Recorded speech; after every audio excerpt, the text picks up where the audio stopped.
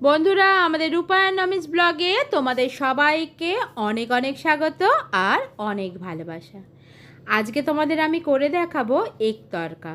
খুব সহজ একটা রেসিপি, কিন্তু দারুণ টেস্টি। হাতে যখন একদমই সময় থাকে না, তখন এই রান্নাটা করে সবাইকে কিন্তু একটা চমক দিয়ে দিতেই পারো। ছোট থেকে বড় সবাই কিন্তু হাসি মুখে প্রশংসা করে খাবারটা খেয়ে নেবে। তাহলে চলো রান্নাটা শুরু করা যাক। এগ তড়কা বানাবার জন্য আমি নিয়ে নিয়েছি এখানে 250 গ্রামের মুগ কড়াই, যেটাকে তড়কার ডালও বলা যায়। তোমরা যে নামে এটাকে চেনো সেই নামেই কিনে আনতে পারো। এই ডালটাকে আমি সারা রাত ভিজিয়ে রেখেছিলাম, বা তোমরা 8 থেকে 10 ঘন্টা মতো ভিজিয়ে রাখলেই যথেষ্ট। জলটাকে ভালো করে পাল্টে পাল্টে আমি 3 থেকে 4 বার ধুয়ে নিয়েছি মুগ কড়াইটাকে। এবার প্রেসার কুকারে দিয়ে 2খানা সিটি মেরে নেব। জলের পরিমাণটা তোমরা দেখেই বুঝতে পারছো, খুব একটা বেশি জলের দরকার নেই। মানে ডালটা মোটামুটি ডুবে থাকবে সেই পরিমাণ জল দিলেই কিন্তু হয়ে যাবে, কারণ তড়কার ডালটা আগে থেকেই ভেজানো ছিল। আর দিয়ে দিলাম সঙ্গে নুন।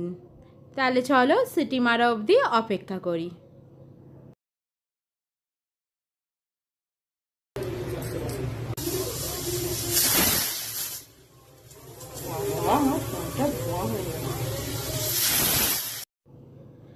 ডালটা আমার সেদ্ধ হয়ে গেছে, তাহলে চলো কি কি লাগবে দেখে নিই।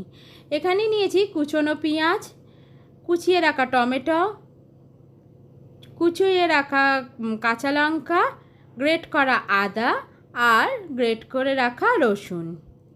আর নিয়ে নিয়েছি সানরাইজের তড়কা মশলা। তোমাদের কাছে যে তড়কা মশলা থাকবে তোমরা সেটাই কিন্তু নিতে পারো, কিন্তু রান্নাটার জন্য অবশ্যই তড়কা মশলার প্রয়োজন। আর নিয়ে নিয়েছি এখানে 4টে ডিম। আমি 250 গ্রাম ডালের জন্য 4টে ডিম নিয়েছি। তোমরা তোমাদের পরিমাণ মতো ডিম কমিয়ে বা বাড়িয়ে ব্যবহার করতে পারো।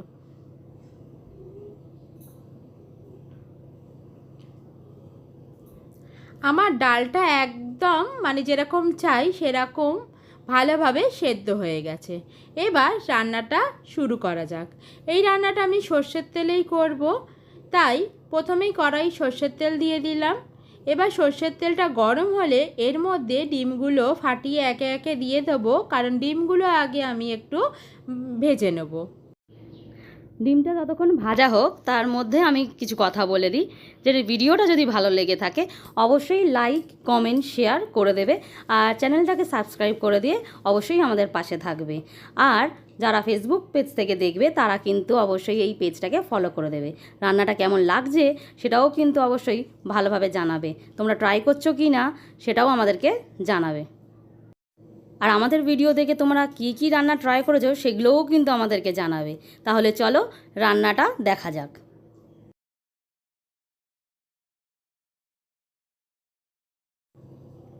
ডিমগুলোকে ভালো করে ভেজে নিয়ে একদম ভুজিয়ার মতো করে নিতে হবে। দেখেই বুঝতে পারছো আমি ডিমগুলোকে কীরকম খুন্তির সাহায্যে ঝুড়ো ঝুড়ো করে ভেজে নিয়েছি। ডিমগুলো ভাজা হয়ে গেছে। এবার ডিমগুলোকে একটা অন্য থালার মধ্যে আমি রেখে দিলাম।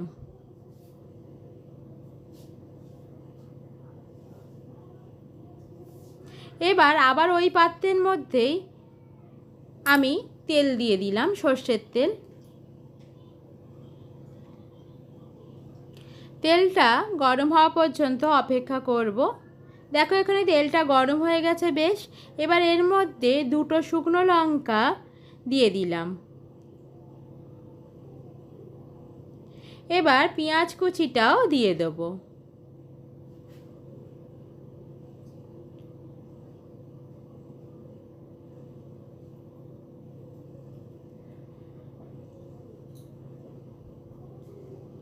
এবার পেঁয়াজটাকে একটু লাল লাল করে ভেজে নেব, কিন্তু খুব একটা লাল করার দরকার নেই, হালকা ব্রাউন কালার হলেই হয়ে যাবে।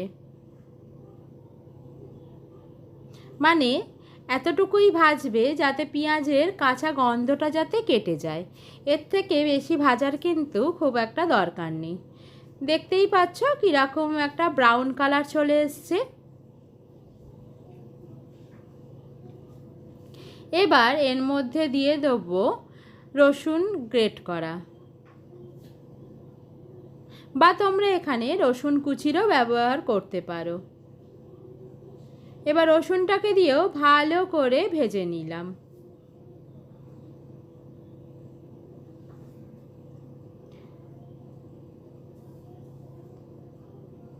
এবার এর মধ্যে দিয়ে দেবো গ্রেট করে রাখা আদা, কাঁচা লঙ্কা কুচি,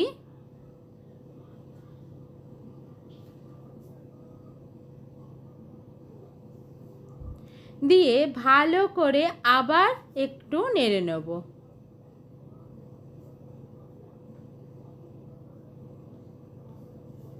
এবার দিয়ে দেবো টমেটো কুচিগুলো। তবে আমি এখানে কিন্তু পুরো টমেটোটা ব্যবহার করিনি, আমি কিন্তু হাফ টমেটো রেখে দিয়েছি, এটা পরে ব্যবহার করব তার জন্য।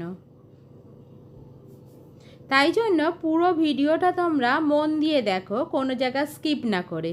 যদি কোনো জায়গা স্কিপ করে দাও তাহলে কিন্তু তোমাদের বুঝতে অসুবিধে হবে। এবার একটু দিয়ে দিলাম হলুদ গুঁড়ো।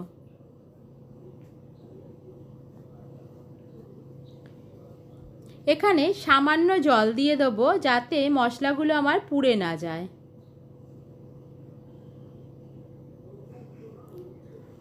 আবার ভালো করে একটু কষিয়ে নেব।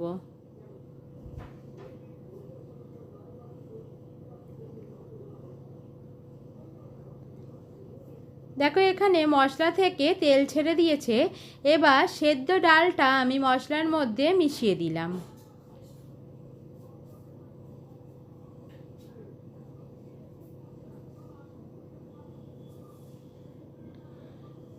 এবার দিয়ে দেবো আর একটু পরিমাণ জল।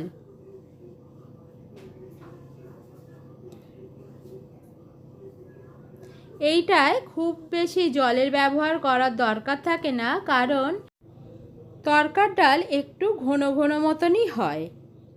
এবার পরিমাণ মতো নুন দিয়ে দেবো। তবে তরকার ডালে কিন্তু আগেই আমি নুন দিয়েছিলাম সেদ্ধর সময়, তাই নুনের পরিমাণটা একটু বুঝে করতে হবে।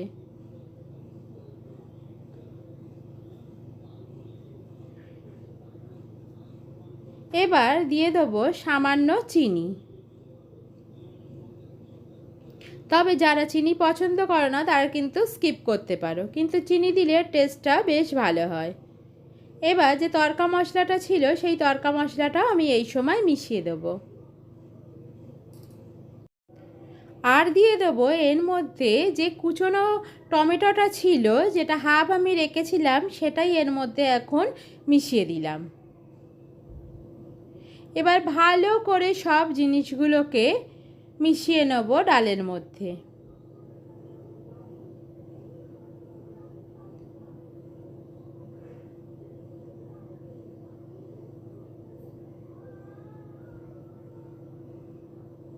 এবার ভেজে রাখা ডিম থেকে আমি হাফ ডিম দিয়ে দিলাম, আর অর্ধেকটা ভাজা ডিম রেখে দিলাম, যেটা আমি রান্নার শেষে ব্যবহার করব। ভালো করে ডিমগুলোকেও মিশিয়ে নিলাম ডালের মধ্যে।